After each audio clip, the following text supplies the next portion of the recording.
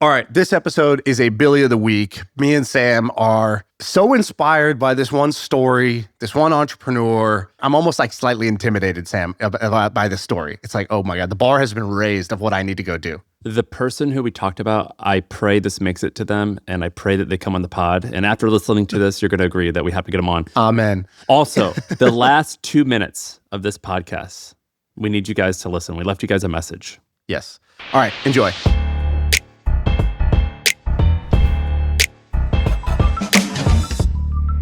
This is the most inspiring business that I saw when I was looking in the world of sports. There's a lot of things that made a lot of money. This one not only makes a lot of money, I literally in my notes wrote down in all caps, this guy deserves $1 billion. And I want to be like him. I don't even think I've ever had that thought before, right? Like, there's a lot of people who hate billionaires. I'm not like that at all. I think it's great, create a successful business. But I've never heard a story and thought, God damn, we need to give. It's like if there was a Nobel Prize for business, we need to give it to this guy. This guy we're going to talk about, it's one of these stories that I think I know all about it. And then I go in like deep dive and I'm like, so much better than I thought. Yeah, so much more to know. It's also another one of those stories where I almost didn't want to talk about it because I thought that like, oh, everyone has talked about it, but it's just too good. And there's more to it than I even realized. And I want to have him on. So I was like, should we tell the whole story? But well, whatever. Got to do it. Okay, here we go. We're talking about Savannah Bananas. So this is a business in baseball. This story is pretty incredible. So should we tell it from beginning, middle to end, or where should I start here? Yeah, let's give an origin story and then where they are now. Okay. Actually, I'll start with the where they are now, then we'll go to the origin story. So the where they are now is the most impressive metric. They have a 3 million person waiting list to buy tickets to their events. You can't buy it if you want to. You basically have to win the lottery in order to go to their event now. And that's kind of this is a business that's probably worth close to $1 billion, I would say, based on what I could tell, and is about 100 million in revenue. I think they do between 70 and 100 million in revenue is my guess. I don't know what that would be worth, but it's definitely plausible that it will be worth $1 billion soon if it's not already. It's got more social media. They have more followers on TikTok and social media that follow their brand, their team, than every single professional baseball team, including the Yankees and the Red Sox and the Dodgers combined. All MLB teams combined. These guys have more engagement. So it's a very, very impressive business. Okay, so what's the origin story of the Savannah Bananas? So starts off with this guy, Jesse. And Jesse's the founder. He's himself like a college baseball player. He wants to go wants to make it. And I think he gets onto like a college summer team or like a minor league team or something like that. It's called Cape Cod Summer League. It's like the premier like summer league for amateur baseball players. And Premier is so generous. Like that's like saying we're the premier podcast of the world. Like Premier. So there's Major League Baseball. Then there's like AAA, AA, Single A. Then there's like another thing. And then there's College Summer League under all of that. Does me filming this from my bedroom not scream premiere? Yeah, Sam in like his mother's bedroom or something. I don't know what's going on. So he's playing, and then basically as he moves up in competition, he's benched, basically. He's like not good enough to play. There's like better players. And he realizes while he's sitting on the bench, he's like, man, the sport I loved and I've built my life around, had so much fun doing, like, man, when you're watching, pretty boring. Like it's really fun for the 10 guys out there, but damn, baseball's pretty boring to watch. He said one story, he goes, I'm on the team and I'm supposed to be like in it, and this is so boring. What is going on? Yeah, so he just has this thought, this realization. And anyways, he gets his first job as a general manager for a college summer league team. It's called the Gastonia Grizzlies. We're not even at the Savannah Bananas yet. He gets to manage this team. Now you might think, well, how's this young kid get to be the GM of this college summer league team? Well, the team averaged 200 fans per game and had like $268 in the checking account. So, this team was basically on the brink. It was struggling. He comes on. He's not even going to get paid at the beginning, and he's going to be a manager for the team. And so he immediately starts hustling like any entrepreneur does. He starts thinking, all right, how are we going to turn this around? We got to get fans to come to the game, buy tickets. We got to sell some, merch. What are we going to do? How are we going to actually get this to work? And so he starts doing a bunch of things that, he starts getting innovative. So by day, he's working this job, and by night, he's reading books about Disney and P.T. Barnum and, the WWE and the UFC and Apple, and then, even things like the Grateful Dead and the Beatles, like how did they build their fan base? And he starts trying things, and he starts trying all kinds of funny, hey, how about a fan comes out and throws out the first pitch? Hey, what if we do this, this promotion where, dollar hot dogs, whatever, little things like that. And it starts to work. And so I'll fast forward through this part. He basically starts to turn around the Gastonia Grizzlies, turns it from a team that's about to go out of business to small amount of cash flow. But again, this is a summer league team. They're basically like, they play 30 games. It's only in the summer. There's only so much they're going to be able to do. But he's, he's doing well. He's doing well with But he had good ideas. There was like a dig to China night. And yeah. I read about this or listened to it on the Acquired podcast. And they're like, what did you do? He was like, well, I put a ticket to China or like a gift certificate or something like that to buy a one-way ticket. Yeah. And they were like, so did anyone take it? He was like, well, no, it was a one-way ticket and there was no accommodation. And so no one actually went. But basically after the game, fans you could got to come out of the crowd and dig to China. Yeah. So he does things like that. And then he had like a grandma beauty pageant contest. He did like cute stuff like that. Yeah. And it actually starts to work. And so he turns around the attendance. And he's like, I'm going to do anything I can to make noise. So he's like, how do I hijack existing news stories? So in baseball at the time, there's a big scandal around HGH, so human growth hormone. And he's like, okay, we need to get in on this story. So he's like, we fired our mascot, the bear, the grizzly bear. He's like, for taking BGH, bear growth hormone. And he's just doing anything he can to drum up any kind of interest in this stuff. And it starts to work. And he basically spends nearly a decade. This is one thing I didn't actually know. He spends about 10 years tinkering and experimenting with these things before he's like, I had one media story cover me in my first 10 years. He's like, but I got to experiment. I got to do things. And along the way, what happens? So he ends up meeting his wife. So he ends up meeting his future wife. How did he do that? Well, he's like, I want to network and I want to get to know people in minor league baseball, the one rung up from where he was. So he decides to host a free seminar. And he gets the minor league baseball people to come, and he's telling them all about grandma beauty pageants and bear growth hormone and the dig to China. And they're like, what the hell is this guy talking about? But he's like, hey, we turned attendance from 200 fans a game to like a few thousand people per game, right? Like we 10x plus our average game attendance. And they're like, okay, well, maybe this guy's not so crazy. And there's a woman there from Cal Ripken Baseball. And she calls one of her employees, and she's like, hey, I think her name's Emily. She's like, Emily, I just met your future husband. And she's like, what? She's like, I just met this guy. He's as crazy and passionate and like nuts about baseball as you are. Look, you got to meet this guy. Just call him, talk business idea. And they do. And so he ends up hiring her. And for the first year, they're just like, like totally whatever. They just keep it professional or whatever. But eventually they end up dating. He ends up proposing to her at one of the games on the field. She says yes. And she's as like part of the like proposal. They're happy. She's like, oh, I'm going to plan a weekend trip to Savannah. And we're going to go Savannah, Georgia. We'll just have fun there. And so they go I think they were in South Carolina. They go from South Carolina to Georgia. And while they're there, she's like, hey, this is their idea of romance. She's like, let's go check out this minor league baseball stadium. And they check it out, and they're just blown away. They're like, wow, it's like Field of Dreams. They walk in, and they're like, this is an incredible place. I could feel the history. I could feels like Babe Ruth played here. Like, this is incredible. We got to have a stadium like this. And they approach the stadium owner, and they're like, hey, is there any availability? They're like, no, we rent it out to this minor league baseball team. So like, okay, if anything ever changes, if they ever leave, you call me. And they're like, all right, sure, buddy. And sure enough, like, I don't know, a year later or something like that, the minor league baseball team goes to the city and demands like, we want a new stadium. We need like a $35 million stadium. And the mayor was like, dude, you're a minor league baseball team. We're not giving you a $35 million stadium. And so they pack up and leave. And they call this guy, and he comes and he basically cuts a deal to sign a $20,000 a year lease to create a team in Savannah, Georgia. All right, so a lot of people, they'll talk about how you need $1 million and 3 years of experience to start a business. Nonsense. If you listen to at least one episode on this podcast, you know that is completely not true. My last company, The Hustle, we grew it to something like $17 or $18 million in revenue.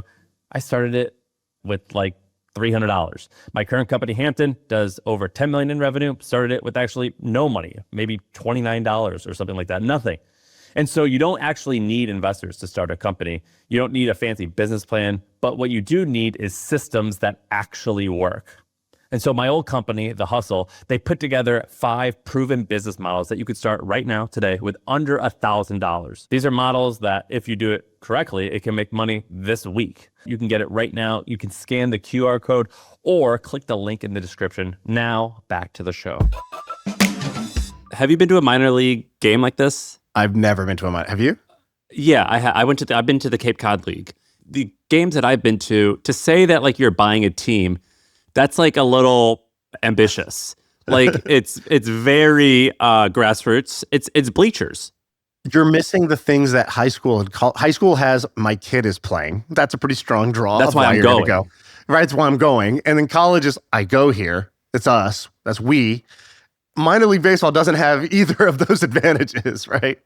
Yeah, no, it's like pretty whack. It's like, I mean, you really have to care about baseball. And like, while all this is going on, we've had Dan from Overtime on, and he's kind of explained that basically like basketball and football has killed it lately because they understand highlight reels and they understand action and they're doing a really good job of telling some stories. Baseball doesn't. So over the last like 15 years, as social media has gotten popular, baseball has absolutely gotten left behind a bit. Right. And, you know, it's supposed to be America's pastime. It's not really America's pastime at the moment, in my opinion. And like, it's like the past time. It's definitely the past. It's a past time for sure. It's like push space like 5 times in between those 2 words. And so, it's ambitious to say that he was like buying something. I think he said when he bought the team that he was like, we bought it, but it's really just like seller financing, meaning the guy like gave it to me and I gave him a small percentage of some profits, which there was basically none.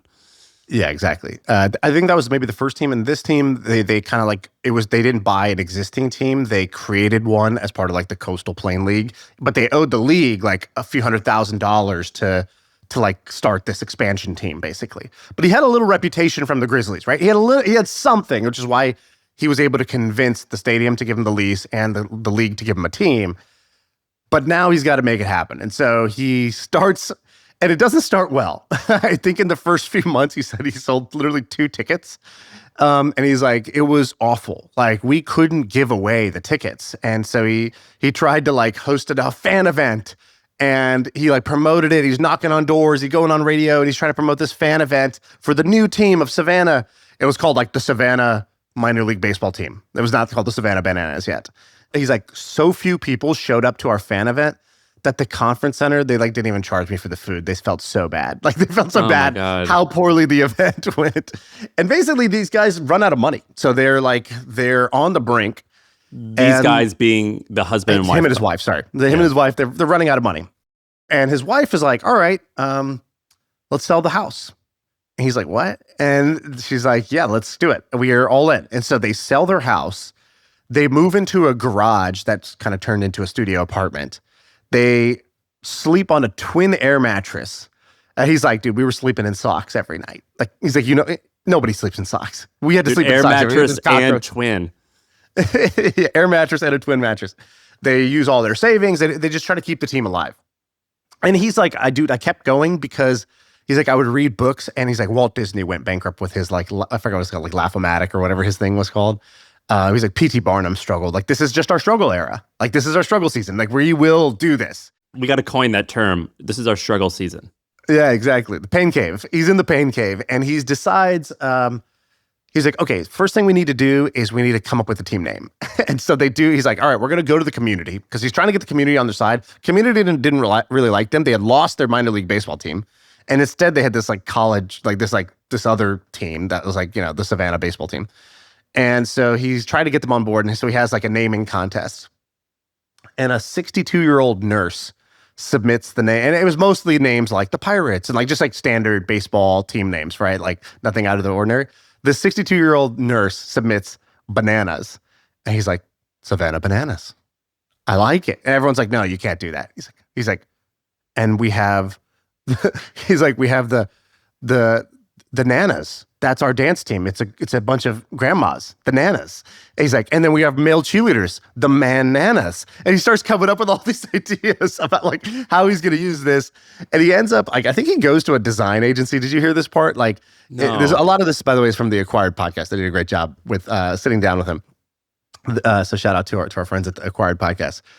But one of the things he talks about is like they were skimpy on everything, right? Sleeping on the air mattress, but he's like, the brand is going to really matter for this. And so he goes to an agency, they quote him $12,000. He's like, cool. Me and my wife live off $40 a week right now. So I don't have 1,000. I definitely don't have 12 of those thousands. Like, I don't really know what I'm going to do here. And so they're like, dude, we can't do that. Just make a simple logo. We'll just do it ourselves. He's like, no. Like, this is going to be the logo that we print on everything. Like, I got to find a way to do this. He ends up paying for it. He gets the logo and he's like so proud of it, which is kind of amazing because now, years later, they do like tens of millions, like 20, 30 million a year in just merch sales, right? Like the brand has totally taken off. Is it the same logo? I don't know if it's the exact same or if they like touched it up, but the core of it's the same. So anyways, he starts basically coming up with all these different ways to make baseball less boring, right? So like, what does he actually do? So he's like, all right, he studies the end-to-end experience of an event. So he's like, first of all, when you buy the ticket, you see the ticket price is whatever, $80, but then when you check out, it's like $98, and because there's all these fees and taxes or whatever. So Savannah Bananas, here's what we do.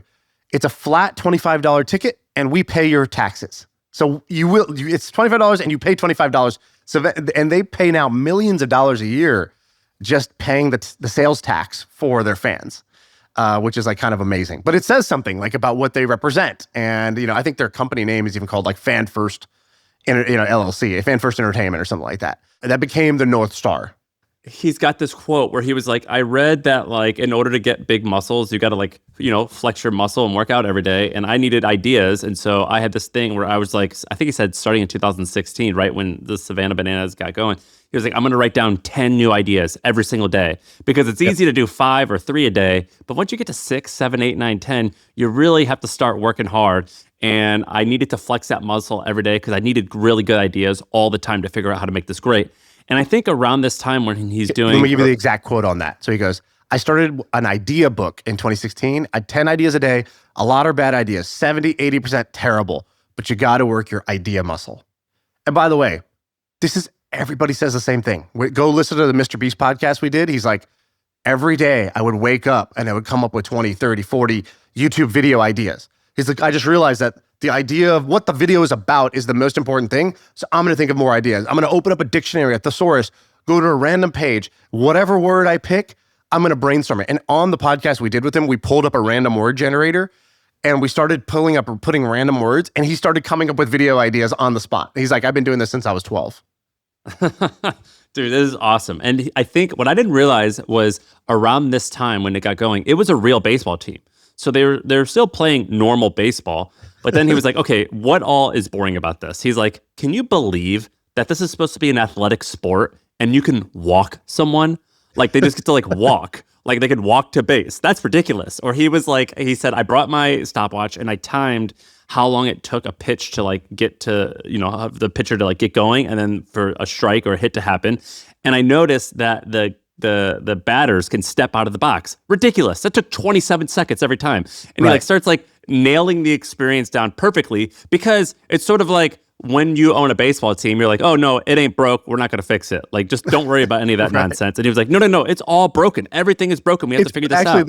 The more accurate thing is it's broke, but that's the way we've always done it. And so he comes up with all these crazy ideas, and I didn't realize all of the rules, but it was something like foul balls caught by fans count as being out. Walks are the fourth ball is you still have to sprint, and I think you can get called out. Games are capped at and the defense they throw the ball amongst all the defenders have to basically touch the ball, in order in between a walk. You know what I mean?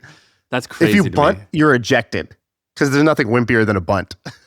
And then he also says games have to be capped at 2 hours. And on that podcast, he was like, everyone said it had to be 2.5 hours. It had to be this. And he was like, no, but children need to be home at bed by this time. And this is going to be a family event. Therefore, it has to be a strict 2 hours.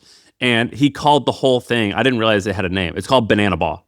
And so at first he was calling it. Now they have that kind of their own format of a game, basically. And now they have their own league and all this. So it definitely elevated over time. But yeah, he did all those things. He also would do things like he has a team. His team would basically. It started off with he would watch security footage after the game. So he's like, oh, I could use the cameras in the stadium, and I can see when people leave. I can see when they get bored. I could see when they go to the seat. I could see how long the concessions take. And so he started furiously watching security footage to understand the fan experience. And now today he has a team that basically they take a snapshot of all the bleachers, every I forgot like what interval, like every 10 minutes, 15 minutes or something like that, in order so he could see when people get bored, when they get disengaged, when they leave. And he uses that, then he reverse engineers, okay, what's going on in the game right now? And how do I like do that better? Not to use Mr. Beast again, but he did, remember when we were sitting there, he was showing us the same thing about his videos, right? He's like, here's the retention curve. And like, see this dip? And we're like, yeah, so what? It's a little wiggle. He's like, no. That dip is like 3 million people stopped watching the video. He's like, this is horror. You know, right? He's like, this is the worst thing in the world is this dip. So it was like, what is that? That's the ad read. He's like, so we need to make our ad read as entertaining as the content. And the takeaway that I had with Mr. Beast then, as well as what I have with this guy, is you say to yourself, when I get big, I'll worry about that stuff. It's the other way. It's the other way around. You worry about that stuff, and then you get big. Yeah, there's you remember like the Steve Jobs quote about like what his product strategy basically, and he used to say everything had to be insanely great. If you talk to people who worked with Steve Jobs, he used to always say this phrase, insanely great. And normally when people hear insanely great, they're like, yeah, I'm going to do that. Because they're focused on the word great. And nobody can disagree with great. Yeah, who doesn't want great? I want great. You want great? We all want great. Fantastic. It's the insane part. That's the part nobody wants to do. That's the price tag when you go look at the thing. It's like, all right, are you willing to be like kind of insane about the level of details, right? Steve Jobs basically saying, we're not shipping the Macintosh because the inside casing of the machine is not finished. And they're like, Steve, nobody's ever going to see the inside. He's like, but we saw it. You know, like, so we're not shipping this until that's finished. It's like, it's a little insane, right? You're going to try to do insane things. You know, when they were doing the iPhone, I remember there's like all these stories about the touch keyboard. So they were like, Steve, like, we'll put a little keyboard on there, like the BlackBerry. And he's like, no, we're not doing the keyboard. They're like, well, but Steve, you know, blah, blah, blah. Like, you know, we could do this digital keyboard, but it's not so great. And he's like, no, we need to make it and it needs to be insanely great. And they thought like, we don't even know if this is technically possible. We're not trying to be lazy here. But he's like, that's what we're doing. So you got to figure it out. That's the job. And, you know, so it's the insane part of insanely great that actually matters. Well, I had two takeaways from reading about this guy, but that's the first one, which is, so I mean, I run a business, you run businesses, and the hard part is whether to be a dictator or like an elected official. Like, do you just tell people this is what we are doing, get on board? Or do you delegate and say, let's surface some of the best ideas and we'll kind of figure out what to do? And this guy does not seem like he takes the first route. He seems like he has a vision and he says, this is what we're doing. How wonderful is this? Let's do it. And oftentimes when you have a company, I will say ideas and people shit on it and they'll say, here's all of the reasons why we can't do it. And you know the phrase like, look, do you just want a yes man or what? And I'm like, yeah, I do. I want a yes man. That's all I want. I want a yes man. And that's what this guy kind of did. Like, dude, have you heard some of his other stories? Like, there's this guy, Jesse, he's got so many like layers and layers of little stories. Like, for example, I think at the game, I've actually never been to a game, but I think at the game, they have like the 11 rules. And he's like, what? He said we picked 11 because K, which stands for strikeout, and potassium, which is what is in a banana. That's the 11th letter in the alphabet. Like, there's like all these like weird symbolism where if I told an employee that, they'd be like, dude, can you just like leave my office and let me like design this logo? Yeah. Dude, I feel you when you're like, you have an idea that's like a little, either it's just, I can't prove that this is right. Like nobody can prove, it's an unprovable thing. Or it seems like a little much, right? And you know, maybe it's even something that's unserious. Like maybe we should be focusing on the serious things. And this is extra in some way. But you're convinced that, you know, you feel like this will be cool if we do it. This will be special if we do it. This will be unique if we do it. And the amount of energy that it takes to kind of like bring people on board is so hard that, you know what I did? I basically changed my criteria of who I hire. I realized I could not change myself to turn that switch off. And I can't change like the process where I'm like, no, I will just like magically change people's minds. Like I basically changed my criteria for hiring where I used to have the Buffett thing, which is like energy, intelligence, integrity. Like those are the three things you want. And I just added the fourth one, which is like, are you down? And I'm basically like, are you just down where if we just have an idea, you're down to do it? That doesn't mean you say yes to every idea. That's not what that means. It just means like, look, sometimes there's no evidence. Sometimes this is extra. sometimes this is unproven. Sometimes this sounds bad, but like we got to try and have some faith that like we're going to figure it out as we go. Like sometimes this sounds way out of our league and we're punching way above our weight, but like, why not? You know, why not try this? And so like, and which is, you've met Ben. Ben is like the most down guy in the world.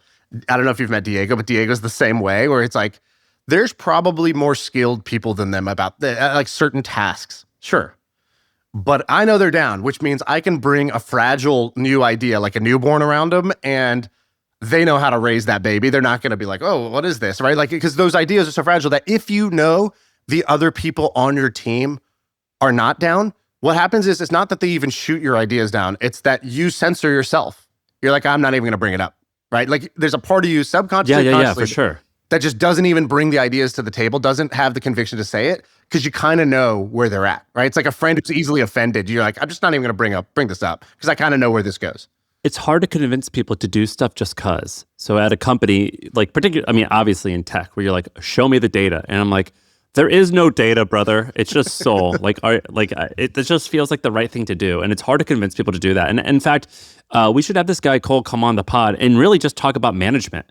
That would be actually quite interesting. Well, how do you I was going to ask you. You did a pod with the guy from what's it called? Unreasonable Hospitality. What is it called? It's going to be, yeah. So his name is Will Gudera. It's going to be such a good podcast. So this guy Will, he started. He was a chef, but he was most famous for owning 11 Madison Avenue, or 11 Madison Avenue. Yeah, that's what it's called. So it was awarded the best restaurant in the world. But then he was famous because of two things. One, he wrote the book Unreasonable Hospitality. And two, that book inspired one of the best episodes from the TV show The Bear, where the kind of dummy cousin goes to this restaurant to learn how to be a good restaurateur, and he starts by like polishing the forks, and the next step is like doing the second lowest job, and then the one up, and they just sweat the details on everything. And Will was amazing, and we had this whole podcast. It's going to be out, I think, in 2 weeks or so.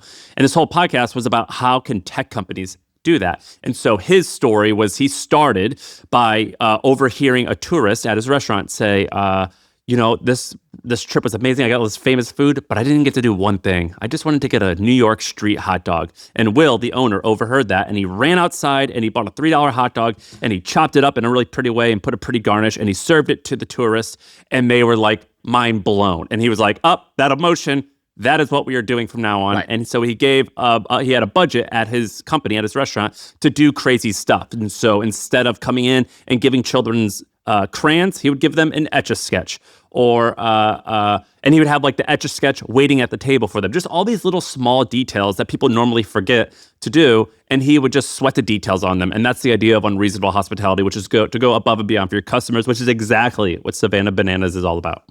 Our friend George Mack has this great phrase, which is, they only remember you're weird. And I love that, because he basically what he means by that is, look, if you just do the expected norms, it's like table stakes things. You get literally zero credit for that. If you don't do them, you get docked. But if you do them, you didn't get any points on the board yet. It's still love, right? Like, you have not actually done anything until you've done something weird. Now, weird can be really good. It can be it has to be out of the ordinary. And that's all people will remember about you. So whether you're building a personal brand or a product, or you're the Savannah Bananas and you say, we pay your sales tax, that's weird. That's memorable. That's something I'm talking about. It was a decision he made 10 years ago to do that. It is a decision that cost him money, but how much did it build in goodwill and brand? How much did it show, not tell, that, hey, we actually give a shit about our fans? Because every single sports team will say, fans are the most important thing. We really care about our fans, as they gouge the shit out of them, right? Like, the actions and the words go in two different directions. And just by doing something weird, like a statement that was made by, let's say, like paying the sales tax for the fan, or being like, hey, you pay this one ticket price, and then it's all you can eat concessions when you come in, right? Like, doing things that were remarkable, worthy of remark, is what gets you the credit. It's you only remembered for doing what's weird. Did you pick anything else up from that guy Will? About like, did it give you an idea of something to do in your business?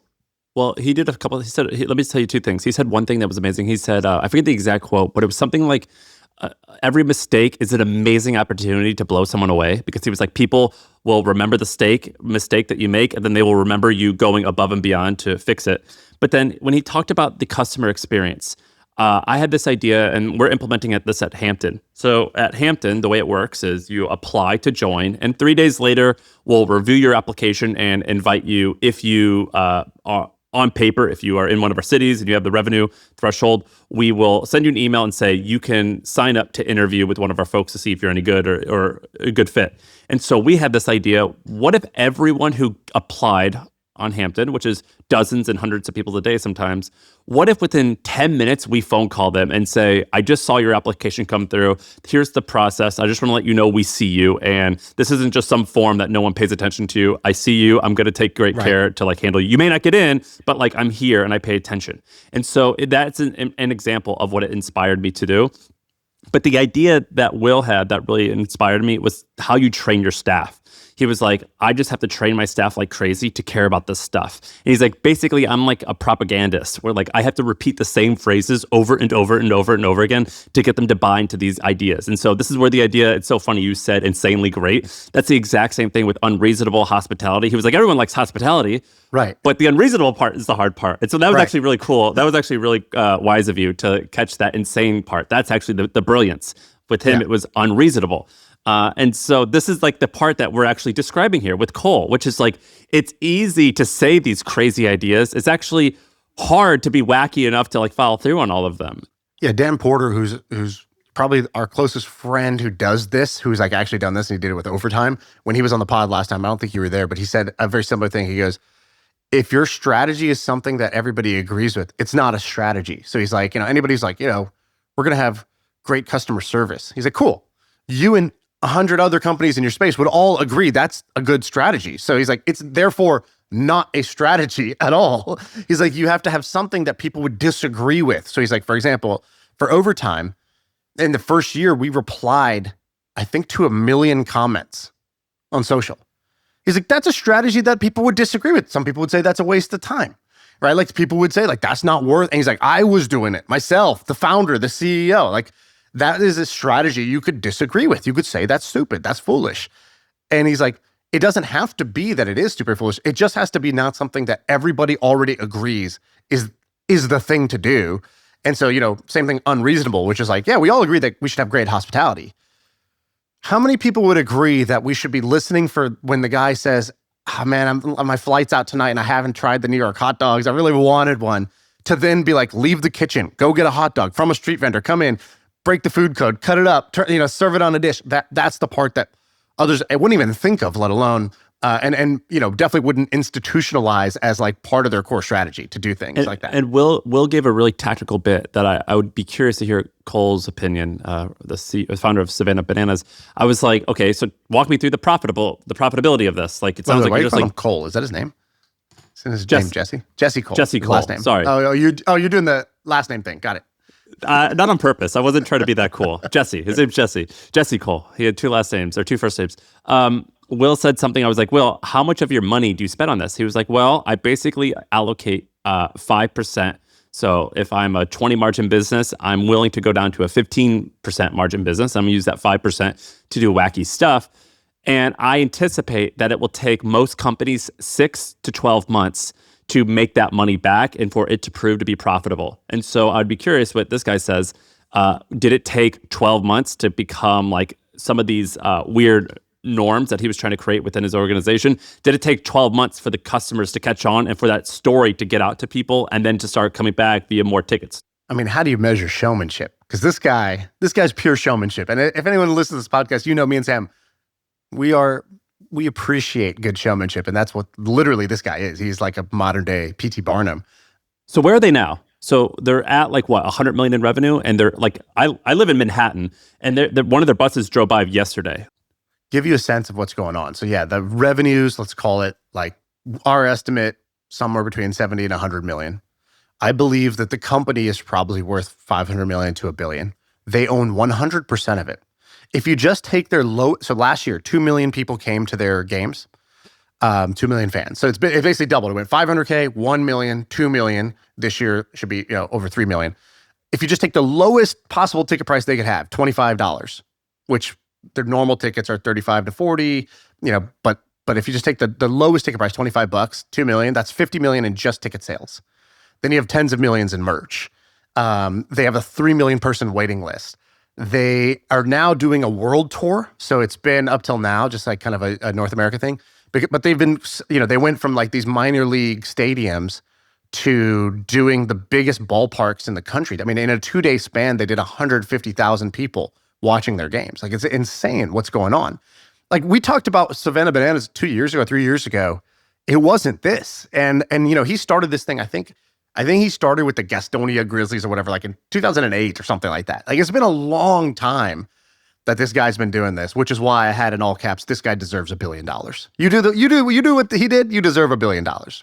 It's very inspirational because he definitely has like that everyday guy type of vibe. I kind of get emotional like reading about his story. I'm like, I'm on your team. I don't care what you do. I'm bought into you. Yeah. And then the husband and wife bit is really great. Like, I'm all in on this guy. Yeah, he's amazing. I have a question though. Do you think that this is going to be like WWE, WWF, where it becomes like a sustained thing where it lasts forever? Or is this going to be like a Harlem Globetrotters where like the shtick gets tired? I think both. I think it is Harlem Globetrotters, not WWE, but I don't think it needs to end. So, because like I take my kids to all kinds of like entertainment. We took my kids to Monster Jam last weekend. Can you explain Monster Jam to all of our foreign listeners, please? This is, by the way, this is amazing because this is normally the type of thing you're explaining to me. Hell yeah, please do it. All right, so what is Monster Jam? Monster Jam is basically the best day ever for any little boy that loves like Hot Wheels and trucks, which is, from my count in my son's school, like 50% of all young boys love cars and trucks. And so what, you're normally at home playing with these like little like 2-inch Hot Wheels cars, right? Or maybe a remote control car. And then suddenly your parents take you to the Oakland Coliseum and you walk in and it's literally a circle of like, it's a dirt, like it's like a pitcher's mound. It's just a dirt mound in the middle of the arena. There's nothing else there. There's not like, it's just one dirt mound. And then they have like these characters like the WWE. They have these like 8 or 10 trucks that will kind of like come out. And there's Megalodon. He's the shark one. And all the kids are doing the shark.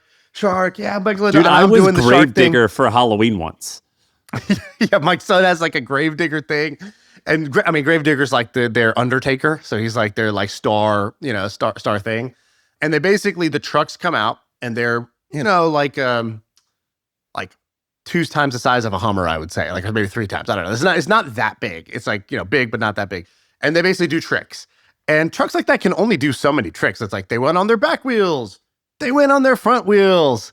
Dude, they do backflips now. Yeah, like they try to do like a flip and then halftime they crashed out. And then they're like a crew comes out like with fire extinguishers and like tows the truck away. And now, you're not going to see Gravedigger for the rest of the show.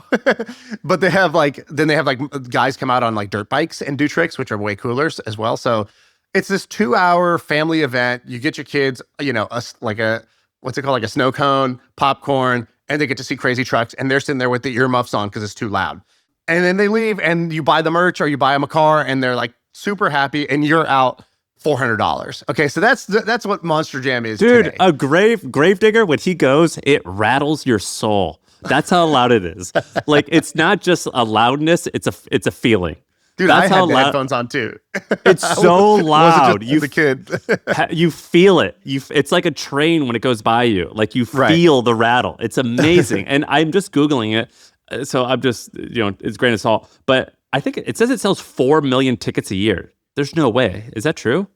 Yeah, I believe that. Wow. I mean, there was probably 10,000 people at the event I was at. And, they're doing that. They were there for 3 days and then they're going to the next city. And it's just a traveling circus of monster trucks. So I don't see any reason why the traveling circus of Banana Ball can't be a sustained thing. So I do think what it is, the category is more like Harlem Globetrotters. It's a family show. You're going to come. You're going to have a great 2 or 3 hours. You're going to be entertained. You're going to laugh. You're going to have the dances. There's going to be some catchy things in your head. You're going to remember a few of the characters. And then you're going to go home. And like, it's not something you're going to tune into, 3 nights a week like the NBA. That's fine. It doesn't need to be that. It's an amazing live touring show. Man, so the guy who owns Monster Jam, he also owns the Barnum and Bailey Circus, and he's on Forbes as being worth $3 or $4 billion. Who is he? his name, it's called Feld Entertainment. So Feld owns Ringling Brothers, Barnum Bailey Circus. They own the Monster Jam. They own Monster Energy Supercross, and they own Sesame Street Live. And the owner's name, Kenneth Feld, and it's just a huge 3,000 person company, according to Wikipedia. Yeah, unbelievable. And this is also stuff that's like super AI proof, right? Like live out of home entertainment. It's only going to go like up, you know what I mean? Like, because people are always crave something that's different than what they have in abundance, which is like digital online entertainment. And so, and then these things are scarce. Like there's not that many. And especially if you could do what WWE's done or what, Monster Jam's done, where you start to like become fans of certain, whether it's players, teams, characters in the show, that's always going to be, an entertaining thing. By the way, his father started Ringling Brothers Circus, and his son, Kenneth, eventually took it over, and now they're the ones who own Monster Jam. Just imagine, like, it's like the family business. The family business is like, we run Monster Jam. We started the Ringling Brothers Circus, like the dinner table. Like, what's going on? It's so much better than what we do. Can you like, or the baseball? Like, I wonder if the Cole family, the owners of Savannah Banana, I imagine they have children now. I wonder how awesome that is to see your parents do a job like that. Yeah, it's also tough. I mean, you're on the road like all the time. It's live That's events. hard. It's messy, right? You don't get to just like push a button and like, oh, we sent the newsletter to 3 million people. Like, oh, I pushed the button and like the ads are running all night. And then Dude, when I ran The Hustle, we called the send button on like Sail Through or whatever. We said, we're going to click the money button. You guys ready? We're going to click the money button. Click the money button. And we would just call it the money button. Because I know every time I hit send, there was at one point we were making like 30 or 40 grand a day. I was like, all right, click the money button. Boom. Right. And this guy does not have a money button. He has a money bus where he has to get on the bus for 2 weeks. Yeah, exactly. Yeah, it's a little different. A lot more money probably than what I made, but yeah, it's a money bus. All right, we ended up spending the whole episode on the Savannah Bananas, but that's cool. I think we should just call it that. Is that it? Is that the pod then? Yeah, I think we should all go and just brainstorm ideas for the craziest marketing things we could do in our business now. I think we should all go write down 20 totally out of the box ideas and do that every day for the next 60 days until you have like, three ideas that are going to be like, attention getting and unreasonable in some way.